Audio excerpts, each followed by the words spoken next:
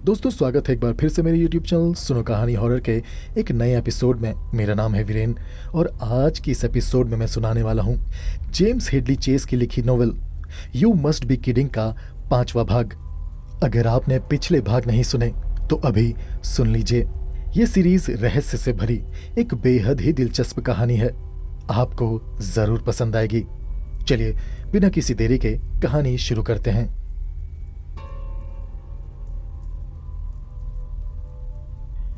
Chief of police Tyrol अपने मुख्यालय के दफ्तर में भारी लकड़ी की मेज के पीछे टिके बैठे थे। उंगलियों के बीच दबी पाइप से धुएं की पतली लकीरें उठ रही थी जो कमरे की स्थिर हवा में घुलती जा रही थी।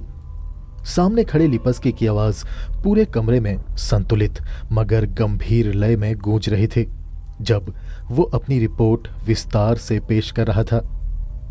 अपनी बात समाप्त करते हुए लिपस्की ने धीमे मगर स्पष्ट स्वर में कहा, सर, हमारी जांच में हैरी बेंटले बेगुनाह पाया गया है।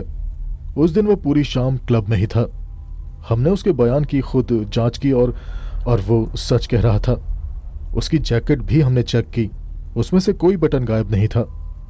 अब शक की लिस्ट में सिर्फ 2 नाम बचे हैं, मिस्टर केन ब्रैंडन और मिस्टर ग्रेग। थोड़ा रुककर लिपस्की ने आगे कहा, इन दोनों में से मुझे मिस्टर ब्रैंडन पर ज्यादा शक है। चीफ ऑफ पुलिस टेरल ने सावधानी से अपने शब्द चुनते हुए कहा, अब लगभग तय है कि उस रात मिस्टर ब्रैंडन मिस्टर स्टनवुड की बेटी कोरेन के साथ उसके केबिन में ही थे। इसलिए शक है कि देर रात जब वो वहां से लौट रहे थे तो वो घटना स्थल के पास से गुजरे होंगे। संभव है कि लौटते समय उन्होंने या तो लाश देखी होगी या कातिल को देखा होगा या फिर दोनों को। और अगर थोड़ा आगे सोचें तो यह भी हो सकता है कि कत्ल उन्होंने खुद ही किया हो। अभी यह सिर्फ एक अंदाजा है। लिपस्की ने कहा, लेकिन सर, कभी कभी ऐसा अंदाजा सही भी साबित हो सकता है। टेरल ने कहा, अब आगे क्या करना चाहते हो तुम? लिपस्की ने कहा, अब सर, मैं इसी बारे में आपसे आदेश लेना चाहता था। क्या हम अपने शक के आधार पर मिस्टर ब्रैंडन से सख्ती से पूछताछ करें? टेरल ने सख्त लहजे में कहा, अब नहीं, अभी इतना बड़ा कदम उठाने की जरूरत नहीं है। पहले उसकी जैकेट की जांच करो और यह भी पता लगाओ कि क्या हत्या के समय वो खुद को कहां बता रहा है। मुझे नहीं लगता कि ब्रैंडन जैसा शादीशुदा आदमी सिर्फ मौज मस्ती के लिए इतनी बेरहमी से किसी का कत्ल करेगा। यह काम किसी बहुत ही निर्दयी इंसान का लगता है। जिस हालत में लड़की की लाश मिली है वो साफ बताती है कि हत्या बहुत ही क्रूर तरीके से की गई है। अभी केन ब्रैंडन को ऐसे दरिंदे की तरह देखना ठीक नहीं होगा लिपस्की। वो हत्या कर सकता है लेकिन इतनी बेरहमी से ये कहना ठीक नहीं होगा। लिपस्की ने सिर हिलाया, जी सर, लेकिन इस मामले में मिस स्टनवुड से भी पूछताछ होनी चाहिए। हमें शक है कि। तभी टेरल ने बीच में उसे रोकते हुए कहा, स्टनवुड की बेटी अपने निजी समय में क्या करती है यह जानना हमारा काम नहीं है डिटेक्टिव। उसके पिता इस शहर के बहुत बड़े और ताकतवर आदमी हैं। पैसे और पहुंच के दम पर वे बहुत कुछ कर सकते हैं, याद रखना। हम बिना ठोस सबूत के उनकी बेटी से पूछताछ नहीं कर सकते। अगर हमने जल्दबाजी की तो उनके वकील हमारे विभाग के बड़े अधिकारियों तक को मुश्किल में डाल सकते हैं। फिलहाल हमें सावधानी से काम लेना होगा। हालांकि शक हमें उस लड़की पर भी है, लेकिन फिर भी हम थोड़ा रुकते हैं। लिपस्की ने कहा, जी सर। टेरल आगे बोला, सिर्फ शक के आधार पर उस पर कार्रवाई करना ठीक नहीं होगा लिपस्की।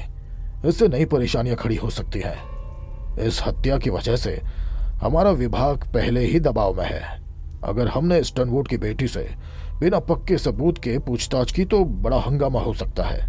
अभी हमारा लक्ष्य कातिल को पकड़ना है, वो इंसान जो पागल और बेहद खतरनाक है और अभी भी इसी शहर में खुला घूम रहा है। मैं उस लड़की के बारे में तभी कोई आदेश दूंगा जब तुम्हारे पास अंदाजा नहीं बल्कि ठोस सबूत होंगे। इस मामले में हमें बहुत सावधानी से काम करना होगा लिपस्की। लिपस्की ने अनमने ढंग से कहा, जी सर। टेरल ने पूछा, और वो दूसरा संदिग्ध, उसका नाम क्या बताया था तुमने? अब सर, वो मिस्टर ग्रेग। अब लेकिन वो अब है नहीं। कुछ समय पहले उनकी मौत हो चुकी है। और जहाँ तक उस खास जैकेट की बात है, उनकी पत्नी का कहना है कि पति के मौत के बाद उन्होंने उनके सारे कपड़े दान कर दिए थे। उन कपड़ों में वो खास बटन वाली जैकेट भी शामिल थी सर। अगर हम उनकी बात सच मान लें तो संभव है कि वो जैकेट अब किसी और के पास होगी और वही अनजान व्यक्ति इस हत्या में शामिल हो सकता है सर। टेरल ने पूछा। और उनकी पत्नी मिसेस ग्रेग, वो कैसी औरत है? काफी तेज तर्रार लगती है। लिपस्की ने कहा। जी सर, पूछताछ में सुना है कि वो बहुत ही चालाक और ऊंची पहुंच वाली औरत है। टेरल ने हल्की मुस्कान के साथ कहा। इस शहर का मिजाज बदल रहा है बरखुरदार। आजकल यहाँ हर दूसरा आदमी किसी न किसी से जुड़ा हुआ निकलता है। भले खुद ही वो अपने घर से बाहर कम निकले, लेकिन उसकी पहुंच ऐसी होती है कि बिना निकले भी वो अपना काम करवा लेता है। लिपस्की ने सहमति में सिर हिलाया। जी सर, आपने ठीक कहा। टेरल ने आगे कहा। ठीक है, तुम इस केस में काम जारी रखो और मिसेस ग्रेग से जरा संभल कर निपटना। बहुत अमीर विधवा है, इसलिए जरा सावधानी जरूरी है। और हाँ, हर नई बात की जानकारी मुझे देते रहना। लिपस्की ने कहा। जी सर। फिर लिपस्की खड़ा हुआ और उसने अपने अधिकारी को सलाम किया और कमरे से बाहर निकल गया। बाहर आकर उसने घड़ी देखी। रात के 8 बजने वाले थे। उसने सोचा कि अब तक तो ब्रेंडन घर पहुंच चुका होगा। लिपस्की ने जकोबी को साथ लिया और दोनों सीधे केन ब्रेंडन के बंगले की ओर रवाना हो गए। केन अपनी पत्नी को एयरपोर्ट पर छोड़कर वापस घर आ रहा था। गाड़ी चलाते हुए उसकी सामने नजर तो थी, मगर वो अपनी पत्नी बेटी के पिता के बारे में ही सोच रहा था। उसे लग रहा था कि जब उसकी पत्नी के पिता को उसकी सबसे ज्यादा जरूरत थी, तब उसे उनके पास होना चाहिए था। वो मन ही मन भगवान से दुआ करने लगा कि हे भगवान, उनकी आत्मा को शांति देना। उसने अपनी गाड़ी गैराज में पार्क की और घर के अंदर दाखिल हुआ। वो सोफे पर बैठा ही था कि तभी दरवाजे की घंटी बजी। केन दरवाजे तक गया। जैसे ही उसने दरवाजा खोला, उसका दिल जोर जोर से धड़कने लगा। उसने खुद को सामान्य दिखाने की कोशिश की, लेकिन उसका चेहरा घबराहट से पीला पड़ गया था। दरवाजे पर डिटेक्टिव लिपस्की और जकोबी खड़े थे। उन्हें सामने देखकर केन अंदर ही अंदर घबरा गया। लिपस्की ने शांत और सीधे तरीके से कहा, मिस्टर ब्रेंडन, मैं डिटेक्टिव लिपस्की हूं और यह है डिटेक्टिव जकोबी। हाल ही में हुए एक हत्या के बारे में हमने आपसे कुछ सवाल करने हैं। केन ने खुद को संभालते हुए जवाब दिया, जी, अंदर आइए। तीनों लाउंज में गए। केन ने दोनों अफसरों को सोफे पर बैठने को कहा और खुद सामने वाले सोफे पर बैठ गया। केन ने खुद को शांत दिखाने की कोशिश करते हुए कहा, अब जी बताइए, क्या बात है? लिपस्की ने हल्के लेकिन ठंडे लहजे में कहा, मिस्टर ब्रेंडन, आपका घर तो काफी शानदार है। केन कुछ नहीं बोला। उसके माथे पर पसीना आ गया था। उसकी नजरें बार बार दोनों अफसरों के बीच घूम रही थी। कभी वो लिपस्की को देखता, कभी जकोबी को। वो साफ घबराया हुआ था। लिपस्की जानबूझकर कुछ देर चुप रहा। कमरे में सन्नाटा छा गया। उस खामोशी का दबाव केन सहन नहीं कर पाया और खुद ही बोल पड़ा, अब जी, आप कुछ पूछना चाहते थे? तब लिपस्की सीधा मुद्दे पर आते हुए बोला, जैसा मैंने पहले भी बताया कि एक हत्या हुई है और हम उसी की जांच कर रहे हैं। उस बारे में आपसे कुछ जरूरी सवाल करने हैं। इतना कहकर उसने अपनी शर्ट की जेब से एक बटन निकाला, वही गोल्फ बॉल बटन। उस बटन को लिपस्की ने अपनी हथेली पर रखा और केन को दिखाते हुए पूछा, क्या यह बटन आपका है मिस्टर ब्रेंडन? बटन देखते ही केन के शरीर में डर की लहर सी दौड़ गई। उसका चेहरा और पीला पड़ गया। लिपस्की ने इस बार सख्त आवाज में पूछा, मैं दोबारा पूछ रहा हूं मिस्टर ब्रेंडन, क्या यह बटन आपका है? डरे हुए केन के मुंह से शब्द निकले, अब नहीं। लिपस्की ने शांत लेकिन ठंडे अंदाज में कहा, मिस्टर ब्रेंडन, ये कोई साधारण बटन नहीं है। हमें जानकारी मिली है कि ऐसा बटन सिर्फ लेवाइन नाम के दर्जी की सिली हुई 4 खास जैकेटों में लगाया गया था। उन 4 जैकेटों में से एक जैकेट आपके पास है और बाकी 3 अलग अलग लोगों के पास। ये बटन हमें उस लड़की की लाश के पास मिला था, इसलिए जिन जिन लोगों के पास ऐसी जैकेट है हम सबकी जांच कर रहे हैं। केन चुप बैठा रहा। उसका गला सूख गया था। वो चाह कर भी कुछ नहीं बोल पा रहा था। लिपस्की ने केन की आंखों में सीधे देखते हुए पूछा, क्या आपके पास ऐसी कोई खास बटन वाली जैकेट है मिस्टर ब्रेंडन? केन ने होठों पर जीभ फिराते हुए धीमी आवाज में कहा, हाँ, मेरे पास एक है। लिपस्की ने एक नजर जैकोबी की तरफ डाली, फिर केन से कहा, ठीक है, क्या हम वो जैकेट देख सकते हैं? केन ने घबराते हुए जवाब दिया, जी, मैं अभी लाता हूं। केन जल्दी से कमरे से बाहर चला गया। उसके जाते ही लिपस्की ने जैकोबी की तरफ हल्का सा इशारा किया और धीमे से कहा, लगता है हमारी तलाश खत्म हुई, यही है कातिल। उधर केन अपने बेडरूम में पहुंचा। उसने अलमारी खोली और कांपते हाथों से जैकेट बाहर निकाली। डर के मारे उसने एक एक बटन गिन कर देखा। सभी बटन अपनी जगह पर थे। ये देखकर उसने राहत की सांस ली। फिर वो वापस लाउंज में आया और जैकेट लिपस्की को थमा दी। लिपस्की ने शांति से जैकेट को देखा, हर बटन, हर सिलाई को जांचा। फिर उसने जैकेट वापस केन ब्रेंडन को दे दी और कहा, सब ठीक है मिस्टर ब्रेंडन, सारे बटन अपनी जगह में लगे हुए हैं। आपको बेवजह परेशान करने के लिए माफी चाहता हूं। केन ने अंदर ही अंदर राहत की सांस ली। उसे लगा कि खतरा टल चुका है।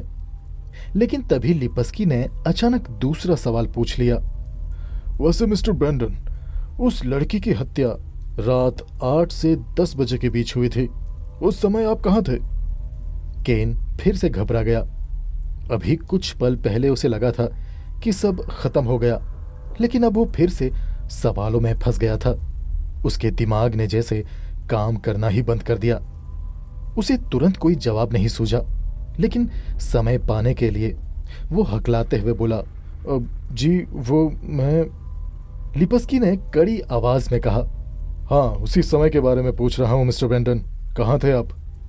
डिटेक्टिव लिपस्की समझ चुका था कि केन इसी समय कोई कहानी बना रहा है। केन ने खुद को संभालते हुए कहा, जी, मैं घर पर ही था। मुझे अपनी साली के घर एक कार्यक्रम में जाना था, लेकिन रास्ते में मेरी कार खराब हो गई, इसलिए मैंने उसे फ़ोन किया और वापस घर आ गया। लिपस्की ने तुरंत पूछा, आपने अपनी साली को कितने बजे फ़ोन किया? केन ने जवाब दिया, यही कोई 8 बजे के थोड़ी देर बाद, शायद 8:30 बजे। मेरी बात मेरे ब्रदर इन लॉ से हुई थी, मेरी साली के पति से। लिपस्की ने अगला सवाल दागा, आपके ब्रदर इन लॉ का क्या नाम है? केन ने कहा, जैक फ्रस्की। वो एक कंपनी में वकील है। लिपस्की ने शांत लेकिन पैनी आवाज में कहा, ओह, व्हाट अ कोइंसिडेंस, मैं उन्हें जानता हूँ। तो आप कह रहे हैं कि फ़ोन करने के बाद आप पूरा समय घर पर ही थे, राइट? केन ने कहा, जब आधी रात को मेरी पत्नी उस कार्यक्रम से लौटी तब भी मैं यहीं घर पर ही था। लिपस्की ने उसे ध्यान से देखते हुए कहा, ठीक है, आपको फिर से परेशान करने के लिए माफ़ी चाहता हूँ मिस्टर ब्रेंडन। केन बोला, कोई बात नहीं सर, उम्मीद है कि आपकी मेहनत से कातिल जल्दी ही पकड़ में आ जाएगा।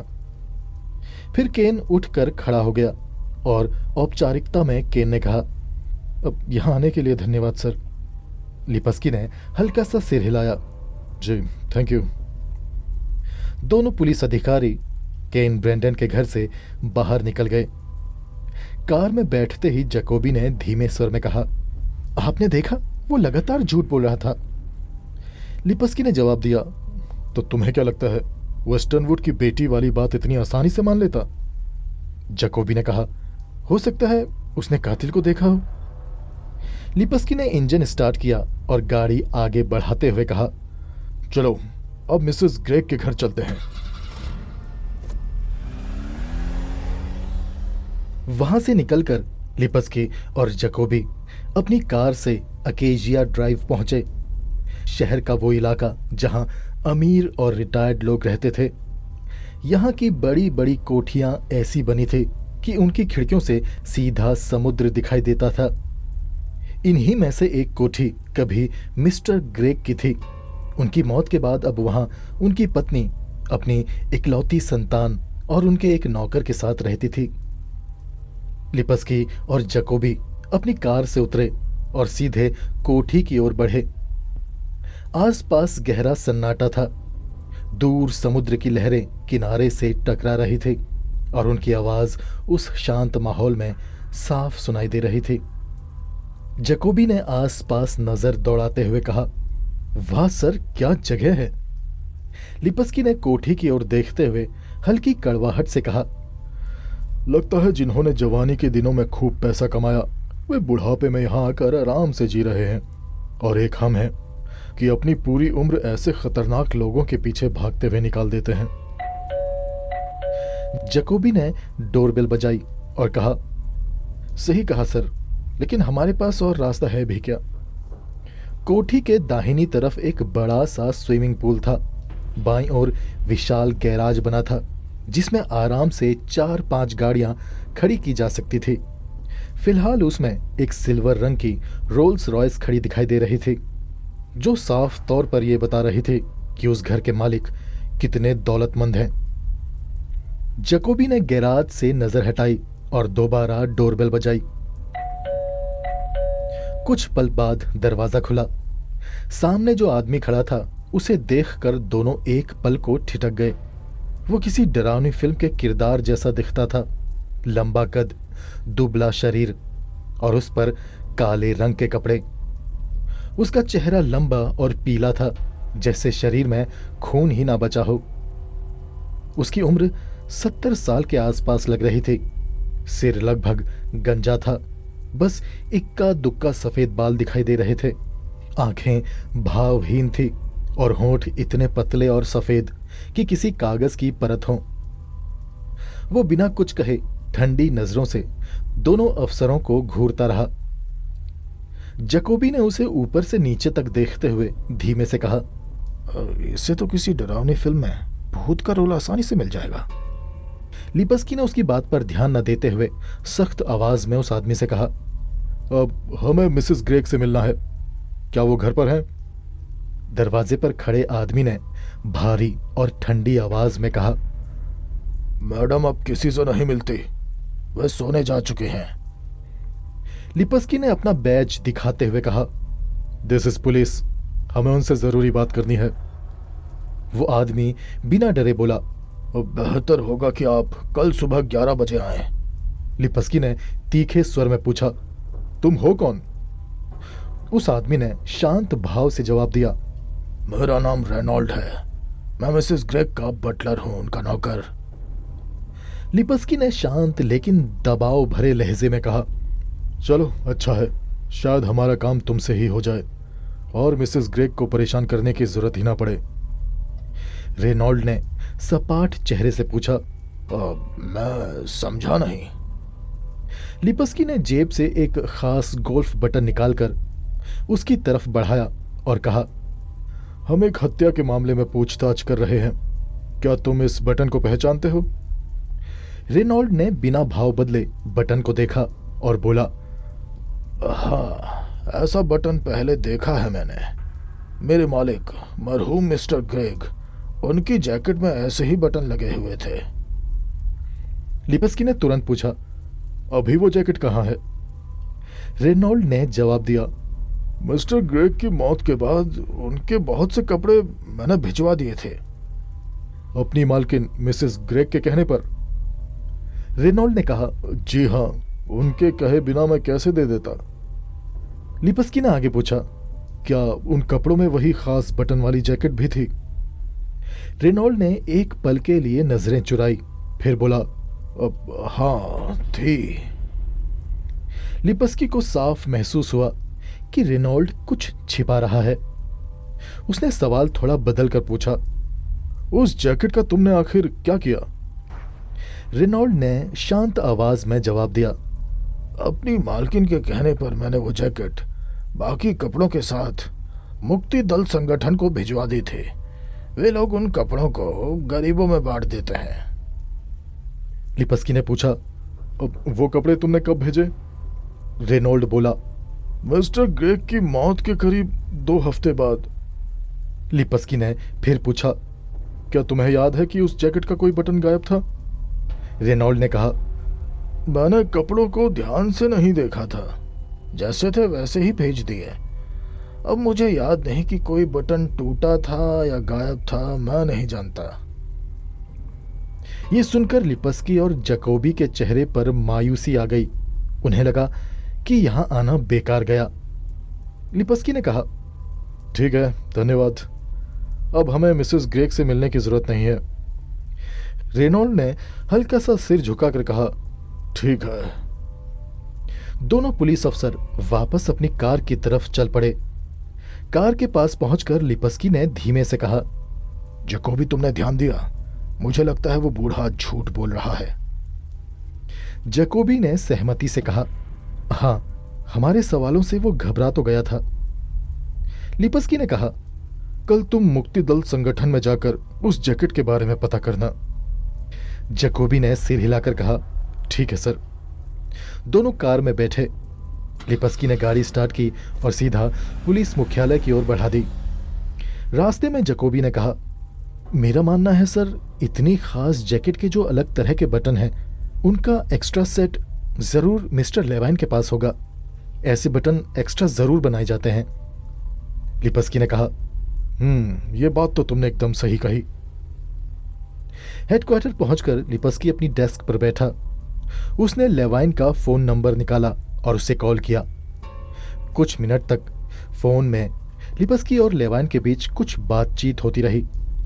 आखिर में लिपस्की ने फोन रखा और जैकोबी की तरफ देखते हुए कहा, तुमने सही कहा था जैकोबी, हर जैकेट के बटनों का एक डुप्लीकेट सेट मौजूद है। इसका मतलब है कि हम फिर से वहीं आकर अटक चुके हैं जहां से हमने शुरुआत की थी। जैकोबी ने थके हुए लहजे में कहा, हाँ, लगता है सारी मेहनत बेकार गई सर। लिपस्की ने सोचते हुए कहा, 4 जैकेटों के मालिक में से एक मैकी, वो न्यूयॉर्क में है और शक के घेरे से बाहर है। दूसरा बेंटले, वो भी शक के घेरे से बाहर है। अब बस 2 नाम बचते हैं, केन ब्रेंडन और मुक्ति दल संगठन, जिन्होंने पुराने कपड़े गरीबों में बांटे हैं। जैकोबी ने कहा, सर, मुझे तो अभी भी ब्रेंडन पर ही शक है। लिपस्की ने सहमति जताई और बोला, मुझे भी, लेकिन फिर भी तुम कल एक बार मुक्ति दल संगठन वाली कड़ी की जांच करो। मैं खुद केन ब्रेंडन की जैकेट के बटन चेक करूंगा। अगर उसकी जैकेट का एक भी बटन गायब मिला या ऐसा कोई निशान मिला कि जैकेट का एक बटन बदला गया है, तो मैं उसे ऐसा फंसाऊंगा कि वो जिंदगी भर याद रखेगा। जैकोबी ने कहा, ठीक है सर। लिपस्की ने घड़ी देखी और कहा, 10 बज गए हैं, अब मुझे जाना होगा, नहीं तो मेरी बीवी कैरल नाराज हो जाएगी। उधर दूसरी तरफ मिसेस ग्रेग की कोठी में लाउंज के एक छिपे दरवाजे के पीछे खड़ी मिसेस अमेलिया ग्रेग ने पुलिस के दोनों अफसरों और अपने बटलर रेनॉल्ड्स की सारी बातें सुन ली थी। अमेलिया ग्रेग 58 साल की लंबी और भारी शरीर वाली महिला थी। उसका गोल चेहरा उस समय पत्थर की तरह सख्त और बिना किसी भाव के था। उसके हाव भाव में साफ झलकता था कि वो कठोर और निर्दयी स्वभाव की है। जब उसने सुना कि पुलिस गोल्फ बॉल जैसे खास बटनों वाली जैकेट के बारे में पूछताछ कर रही है और रेनॉल्ड्स ने कहा कि वो जैकेट मुक्ति दल संगठन को दे दी गई है, तो मिसेस ग्रेग अंदर तक घबरा गई। असल में वो खून से सनी जैकेट और एक ग्रे रंग की पैंट अब उसके बेटे की थी और वो दोनों कपड़े उसी कोठी के बेसमेंट में बने बॉयलर रूम में रखे हुए थे। अब जब उसने सुना कि पुलिस वाले वहां से चले गए हैं, तो वो अपनी छिपी हुई जगह से निकलकर अंदर आई और चुपचाप कुर्सी पर बैठ गई। कुछ ही महीने पहले उसके पति की कार दुर्घटना में मौत हो गई थी। उस हादसे ने उसकी जिंदगी पूरी तरह बदल दी थी। मरने से पहले उसके पति ने अपनी सारी संपत्ति अपने इकलौते बेटे क्रिस्पिन के नाम कर दी थी। और इस बात से मिसेस अमेलिया ग्रेग को बहुत बड़ा झटका लगा। किसी कानूनी झगड़े से बचने के लिए मिस्टर ग्रेग ने मरने से पहले यह तय किया था कि उनका बेटा क्रिस्पिन अपनी मां को हर महीने कुछ खर्च देता रहेगा। यानी मिस्टर ग्रेग ने ऐसा इंतजाम कर दिया था कि उनकी पत्नी अमेलिया ग्रेग को अपनी बाकी की जिंदगी अपने बेटे पर निर्भर रहना पड़े और उसी से मिलने वाले मासिक पैसे पर गुजारा करना पड़े। मिस्टर ग्रेग का मानना था कि उनका बेटा बिल्कुल अपनी मां जैसा है, लालची, चालाक और धूर्त, बल्कि उनके हिसाब से बेटा इन गुणों में अपनी मां से भी आगे था। पति की मौत के बाद जब उनके वकील ने अमेलिया ग्रेग को वो लिफाफा दिया जिस पर लिखा था मेरे मरने के बाद खोला जाए, तब अमेलिया को असली सच्चाई पता चली। 27 साल की शादी के बाद उसके पति ने उसके लिए क्या सोचा था, ये उसी खत में साफ लिखा था। उस खत में लिखा था, अमेलिया, तुमने अपनी जिंदगी में सिर्फ 2 ही बातों की चिंता की। पहली, कैसे तुम अपने बेटे को पूरी तरह अपने बस में रख सको, और दूसरी, कैसे मुझसे ज्यादा से ज्यादा पैसा ले सको। क्रिस्पिन के जन्म के बाद तुम्हारे लिए मैं सिर्फ एक बैंक अकाउंट संभालने वाला आदमी रह गया था। मैं जानता हूं कि क्रिस्पिन तुम्हारी तरह है, चालाक और स्वार्थी, बल्कि इन बातों में वो तुमसे भी आगे है। इसलिए मैंने तय किया है कि मेरी सारी संपत्ति उसी को मिले। मुझे पूरा भरोसा है कि पैसा मिलते ही वो तुम्हारे साथ वैसा ही व्यवहार करेगा जैसा तुमने मेरे साथ किया। ये पत्र ही मेरी अंतिम वसीयत है। इसे बदला या रद्द नहीं किया जा सकता, और अगर किसी कारण से क्रिस्पिन की भी मौत हो जाती है तो मेरी सारी संपत्ति तुम्हें नहीं बल्कि कैंसर रिसर्च इंस्टीट्यूट को दी जाएगी, और उस स्थिति में तुम्हें सिर्फ $10,000 सालाना भत्ता मिलेगा। मिस्टर ग्रेग का वो आखिरी पत्र पढ़कर अमेलिया समझ गई थी कि उसके पति ने मरने से पहले ही उसे पूरी तरह से किनारे कर दिया था। खत में आगे लिखा था, जब क्रिस्पिन को यह सब पता चलेगा तो वो तुम पर निर्भर नहीं रहेगा और अपना असली रूप दिखाएगा। तब तुम्हें समझ आएगा कि हमारा बेटा कई मायनों में तुमसे भी आगे है, चालाकी और धोखे में, और वो तुम्हें वही चेहरा दिखाएगा जैसा कभी तुमने मुझे दिखाया था। तब तुम समझोगी कि मैं क्या कुछ सहता रहा। जब तुम खत पढ़ रही होगी तब तक मैं मर चुका हूंगा, लेकिन क्रिस्पिन जिंदा होगा। होशियार रहना अमेलिया, वो अपनी मर्जी से जीने वाला और बहुत सख्त स्वभाव का इंसान बनेगा, और मुझे इस बात से राहत मिलती है कि उसकी यही आदतें, जो असल में तुम्हारी ही दी हुई हैं, अब तुम्हारे लिए परेशानी बनेंगी। तुम हमेशा उसे अपने काबू में रखना चाहती थी, लेकिन तुमने कभी नहीं समझा कि वो साधारण इंसान नहीं है। वो अलग है और उसे डॉक्टर की देख रेख की जरूरत है। मैंने तुम्हें इस बारे में समझाने की बहुत कोशिश की, लेकिन तुमने मेरी कभी बात नहीं मानी। अब यही सच तुम्हारे आगे की जिंदगी तय करेगा। जब वो मेरी दौलत का मालिक बनेगा तब तुम्हें पूरी तरह समझ आएगा कि हमारा बेटा असल में कैसा है। उस खत के आखिर में हस्ताक्षर थे साइरस ग्रेग। यह खत पढ़कर अमेलिया को समझ आ गया था कि उसके पति ने मरने से पहले ही उसे सबक सिखाने की ठान ली थी और अपने बेटे को उसके खिलाफ एक हथियार की तरह छोड़ दिया था। उस समय जब अमेलिया ने वो खत पढ़ा था तो वो जोर जोर से हंस पड़ी थी।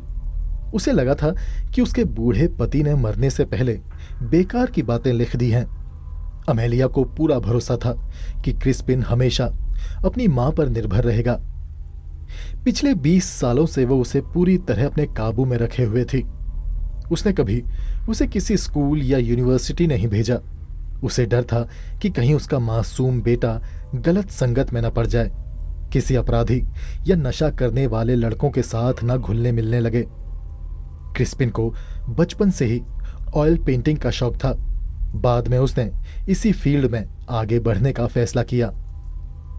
अमेलिया ने उसके लिए अपनी इमारत की सबसे ऊपरी मंजिल पर एक बड़ा सा स्टूडियो बनवा दिया ताकि उसे बाहर जाने की जरूरत ही ना पड़े, और इस तरह वो हमेशा अपने बेटे पर नजर रख सकती थी और उस पर हमेशा अपना नियंत्रण बनाए रख सकती थी।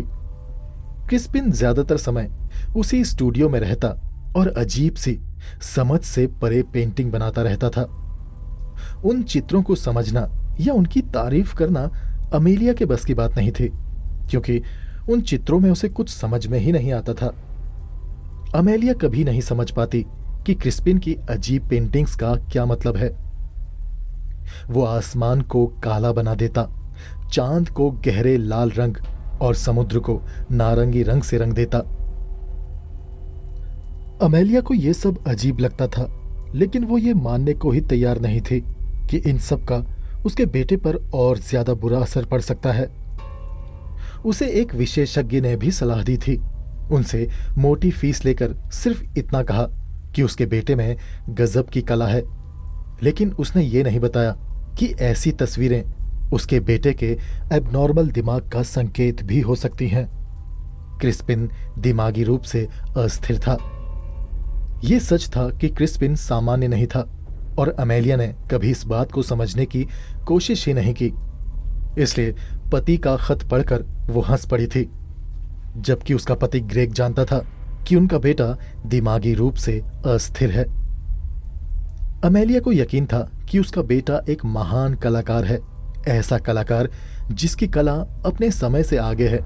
उसे समझना हर किसी के बस की बात नहीं थी, ना उसके पति की और ना ही खुद उसकी। उसे अपने पति की ये बात बेकार लगी थी कि पैसा मिलते ही क्रिस्पिन उसके काबू से बाहर हो जाएगा। फिर भी ये बात उसके मन में चुभ रही थी।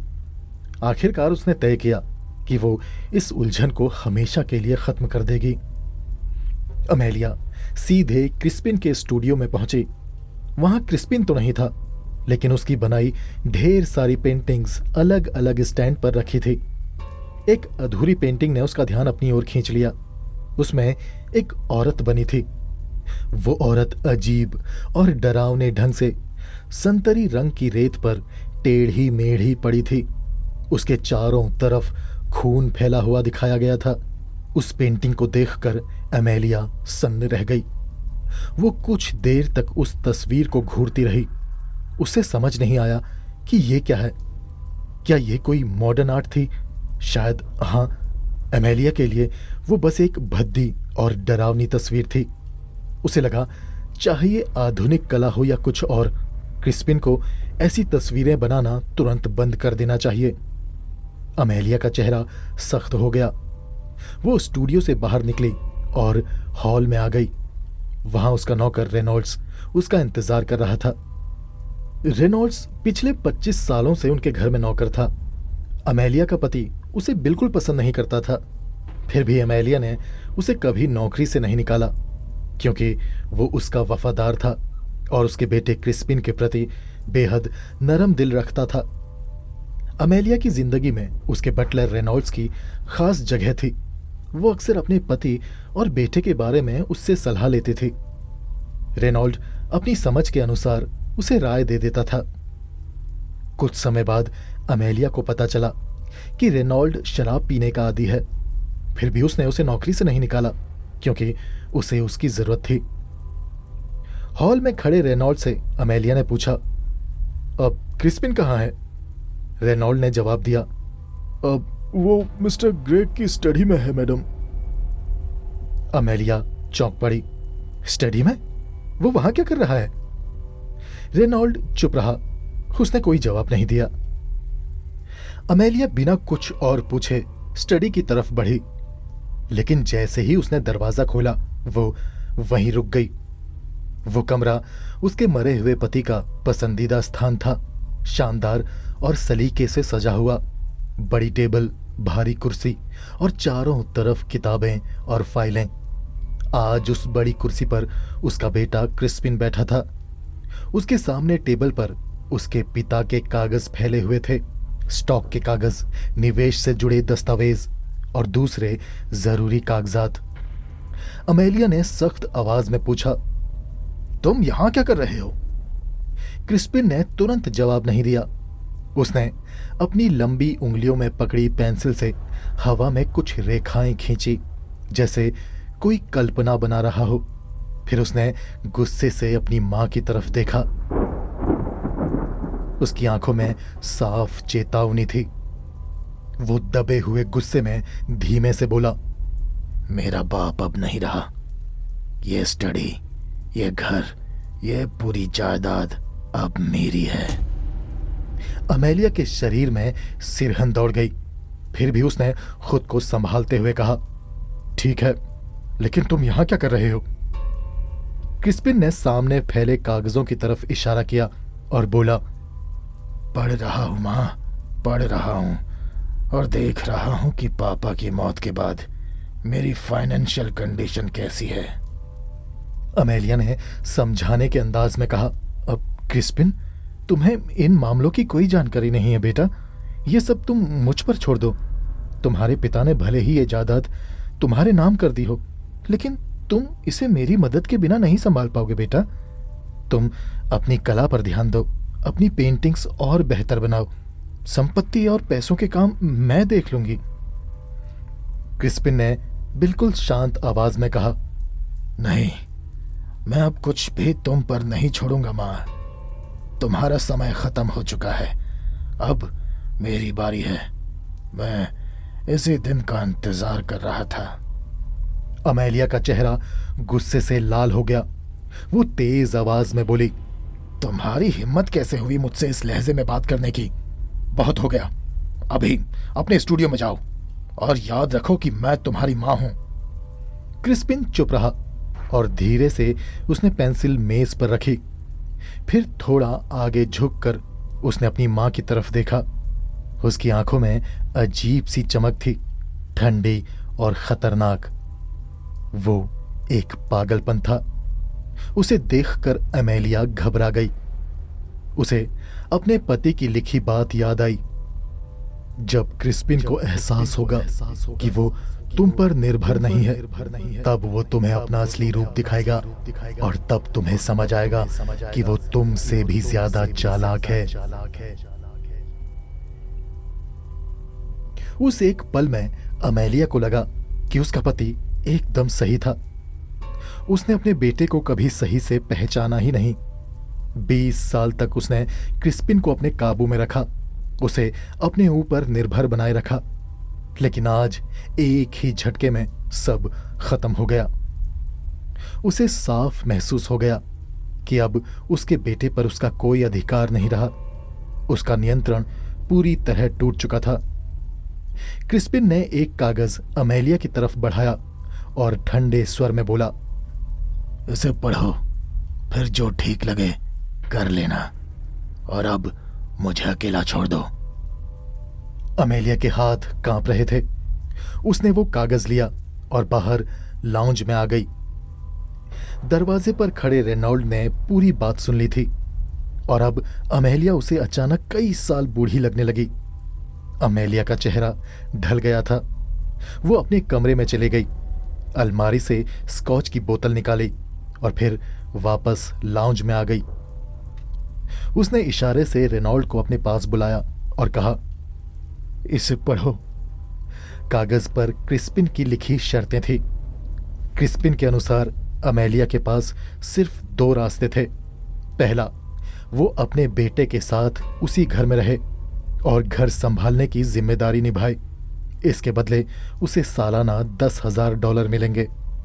और दूसरा रास्ता कि वो अपनी मर्जी से अलग कहीं भी रहे, लेकिन उस हालत में उसे सिर्फ $5,000 सालाना मिलेंगे। ये साफ था कि अब फैसला क्रिस्पिन के हाथ में नहीं, बल्कि उसकी शर्तों में बंधा हुआ था। कागज में आगे क्रिस्पिन ने साफ लिखा था कि यह बड़ा मकान बेच दिया जाएगा। रेनॉल्ड को छोड़कर बाकी सभी 10 नौकरों को निकाल दिया जाएगा और आगे घर छोटा होगा, जहां रेनॉल्ड को एक कुक कम मेड की मदद से काम संभालना होगा। उस कुक कम मेड का चुनाव भी क्रिस्पिन खुद करेगा। वो एक ऐसा नौकर ढूंढने वाला था जो कुक का भी काम करे और मेड का भी। उसने ये भी लिखा था कि अगर रेनॉल्ड इन शर्तों को मान ले तो उसकी सालाना तनख्वाह $1,000 बढ़ा दी जाएगी, लेकिन अगर वो इस नए इंतजाम से सहमत ना हुआ तो उसे भी नौकरी से निकाल दिया जाएगा। अमेलिया घबराई हुई फुसफुसाई, वो पागल हो गया है रेनॉल्ड। मुझे क्या करना चाहिए? रेनॉल्ड ने शांत स्वर में कहा। अब मेरे हिसाब से इन शर्तों को मान लेना ही बेहतर होगा मैडम।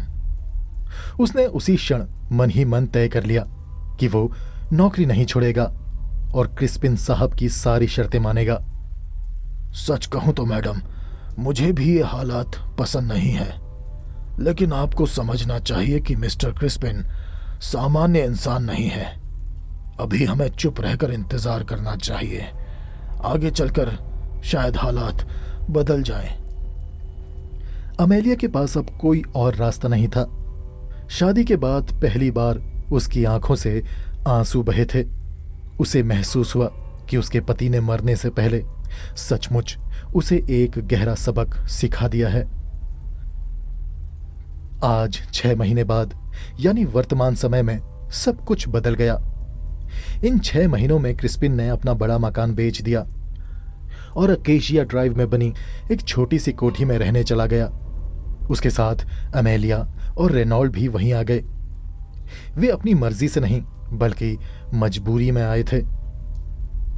क्रिस्पिन ने एक अधेड़ उम्र की काली महिला जिसका नाम क्रिस्क था, उसको कुक कम मेड के तौर पर रखा, यानी वो खाना बनाने का और घर के बाकी काम संभालने का भी काम करेगी। वो नए घर में रेनॉल्ड के कामों में हाथ बटाने लगी। इस छोटे घर में अमेलिया का बेडरूम नीचे ग्राउंड फ्लोर पर था। उसके साथ एक छोटा सा सिटिंग रूम भी जुड़ा हुआ था। उसी मंजिल के पिछले हिस्से में रेनॉल्ड का कमरा था। किचन के पास नौकरानी क्रिस्क का भी एक कमरा था। मतलब अमेलिया को अपना रहने का हिस्सा घर के 2 नौकरों के साथ साझा करना पड़ रहा था। ऊपर की पूरी मंजिल सिर्फ क्रिस्पिन के लिए थी। वहां उसका बेडरूम, एक लिविंग रूम और एक बड़ा सा स्टूडियो था। सीढ़ियों के ऊपर लगा दरवाजा वो हमेशा बंद और ताला लगाकर रखता था। वो हिस्सा पूरी तरह से उसका प्राइवेट एरिया था, उसकी पसंद के अनुसार सजा हुआ। अमेलिया की मौजूदा हालत उसकी पुरानी शाही जिंदगी से बिल्कुल अलग थी, लेकिन वो बेबस थी, मजबूर थी कि उसे वहां नौकरों के साथ अपना फ्लोर शेयर करना पड़ रहा था। क्रिस्पिन के फ्लोर पर किसी को जाने की इजाजत नहीं थी। हफ्ते में सिर्फ एक बार नौकरानी क्रिस्क वहां सफाई करने जाती थी और अपना काम करके वापस आ जाती थी। क्रिस्क असल में गूंगी और बहरी थी, फिर भी वो अपने काम में बहुत होशियार और निपुण थी। वो बहुत अच्छा खाना बनाती थी और घर की जरूरी चीजें खुद ही बाजार से खरीद लाती थी। बटलर रेनॉल्ड ने उसे कई बार टीवी देखते हुए देखा था।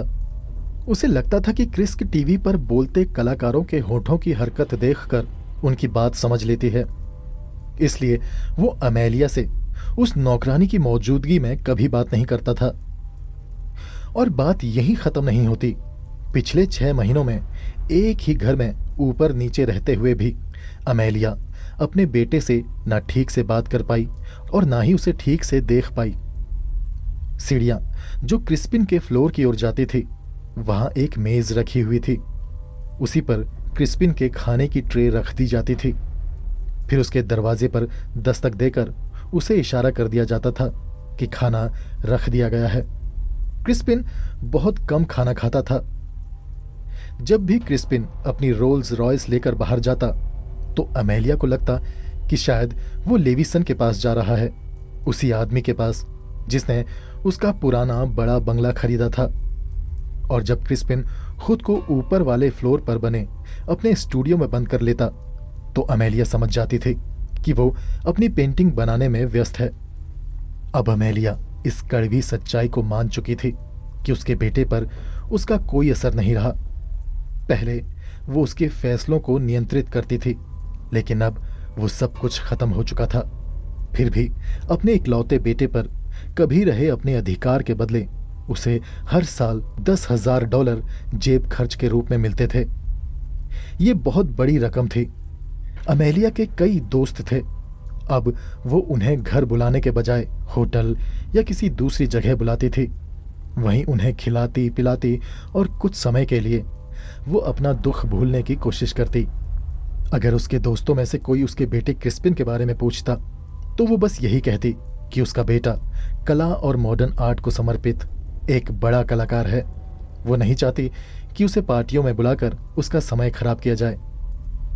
अपनी बात कहते कहते अमेलिया कई बार अपने बेटे की तुलना पिकासो से करने लगती थी, लेकिन अंदर से वो जानती थी कि ये सच नहीं है। वो अक्सर सोचती और परेशान होती कि उसका बेटा आखिर ऊपर अपने फ्लोर पर बंद होकर करता क्या है।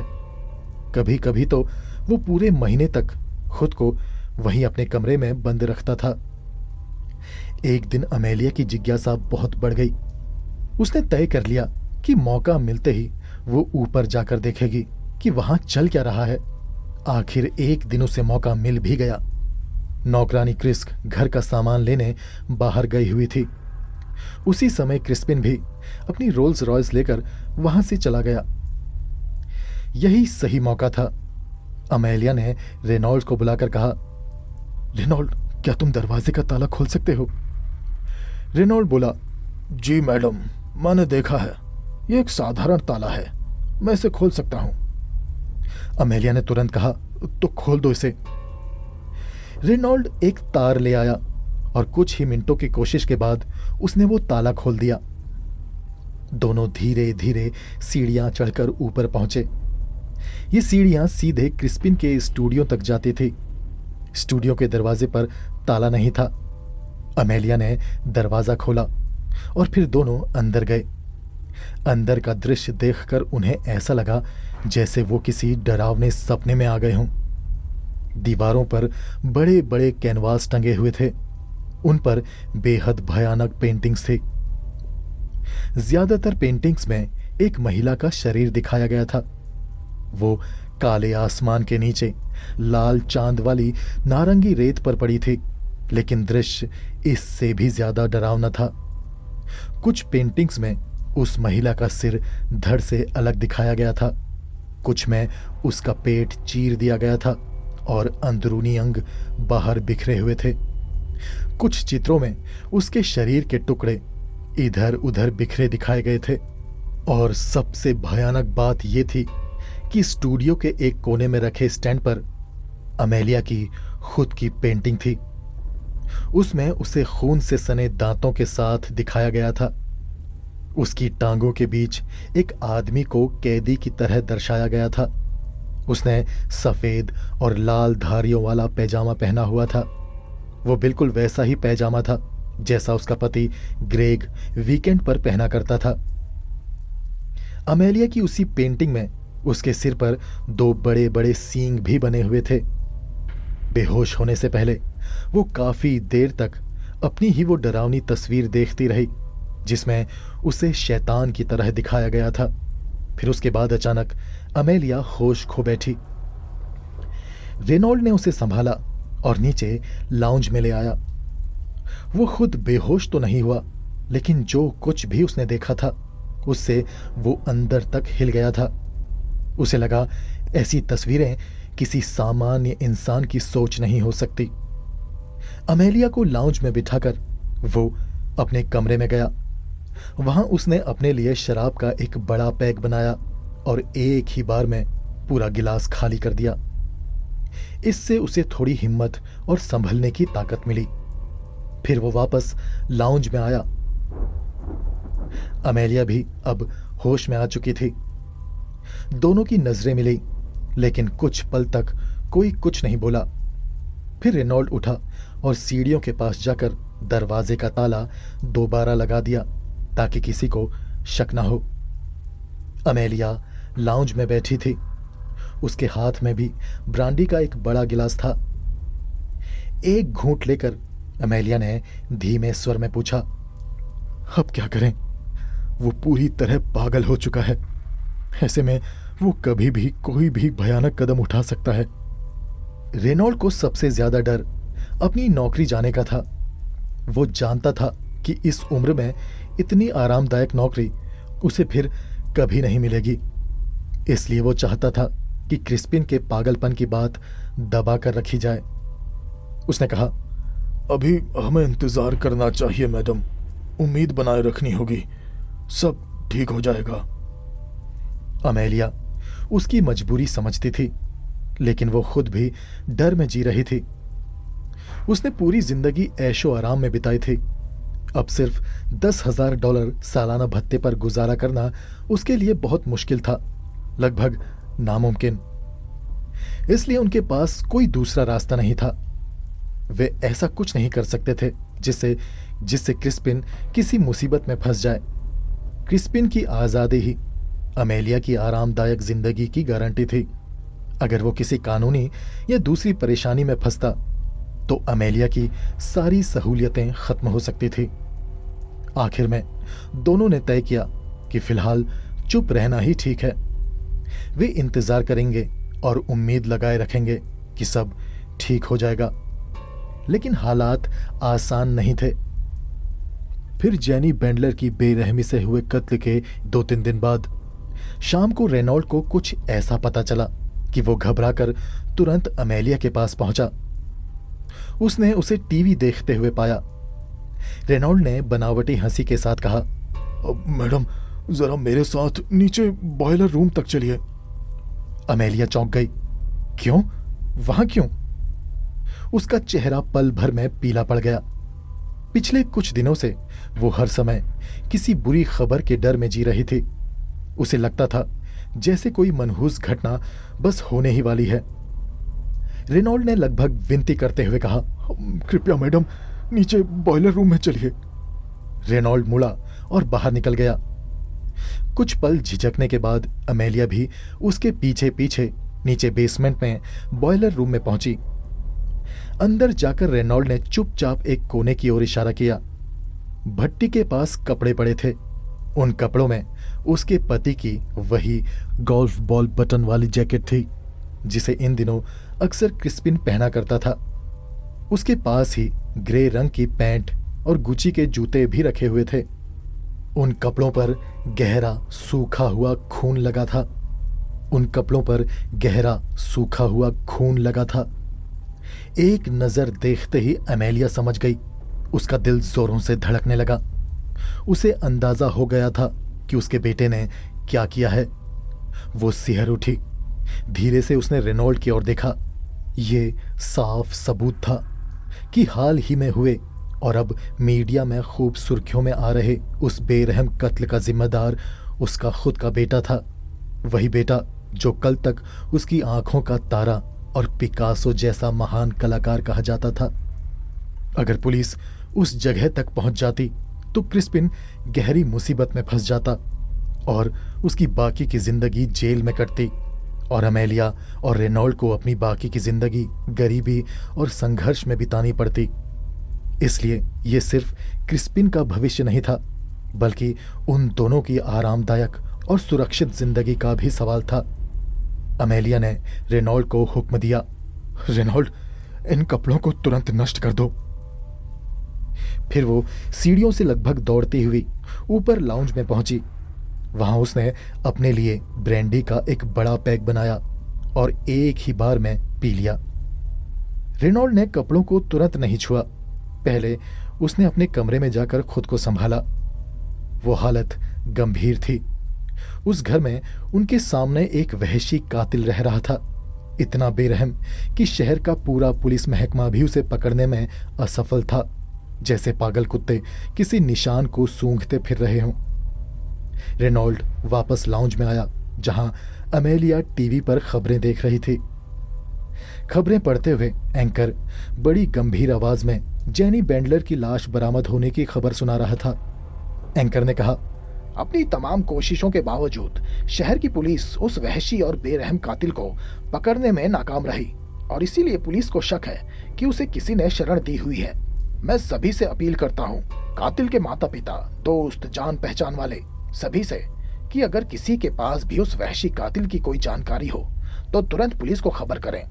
यह खतरनाक हत्यारा किसी को भी अपना शिकार बना सकता है। जब तक इसे पकड़ा नहीं जाता, यहाँ की औरतों की सुरक्षा खतरे में है। रेनॉल्ड ने कांपते हाथों से टीवी बंद कर दिया। अमेलिया लगभग कराहते हुए बोली, मैं नहीं मानती, ऐसा नहीं हो सकता। क्रिस्पिन कभी ऐसा नहीं कर सकता। लेकिन तुरंत उसके दिमाग में क्रिस्पिन की बनाई भयानक और डरावनी पेंटिंग्स आ गई। अमेलिया ने कांपती आवाज में कहा, हमें अपनी जुबान बंद रखनी होगी। अगर ये वहशी कत्ल मेरे बेटे ने ही किया है तो मैं उसकी गिरफ्तारी से होने वाली बदनामी नहीं सह पाऊंगी। मेरी आधी जिंदगी तो मेरे पति ने बर्बाद कर दी है। अगर क्रिस्पिन पकड़ा गया तो मेरी बची कुची सोशल लाइफ भी खत्म हो जाएगी। मैं वो बर्दाश्त नहीं कर सकती। रेनॉल्ड ने सहमति में सिर हिला दिया। अमेलिया ने हुक्म दिया, जाओ फौरन उन कपड़ों को नष्ट कर दो, जला दो उन्हें। ठीक उसी समय डोरबेल बजी। अमेलिया और रेनॉल्ड्स ने दोनों ने घबराई नजर से दरवाजे की तरफ देखा, फिर उन्होंने एक दूजे की तरफ देखा। रेनॉल्ड दरवाजा खोलने के लिए दरवाजे तक गया और अमेलिया एक दूसरे कमरे के दरवाजे के पीछे जाकर छिप गई। रेनॉल्ड ने दरवाजा खोला। बाहर दो पुलिस वाले खड़े थे, लिपस्की और जैकोबी। ये वही वक्त था जब पहली बार लिपस्की और जैकोबी पूछताछ करने के लिए मिसेस ग्रेग के घर में आए थे। दोस्तों, अगर आपको इस सीरीज का ये भाग अच्छा लगा तो इस वीडियो को लाइक जरूर कीजिएगा, कमेंट करके अपना फीडबैक जरूर दीजिएगा। मेरे चैनल में इसी तरह की कई और दिलचस्प कहानियां हैं, उन्हें भी जरूर सुनिएगा। मुझे और इस कहानी को यहाँ तक सुनने के लिए आपका धन्यवाद।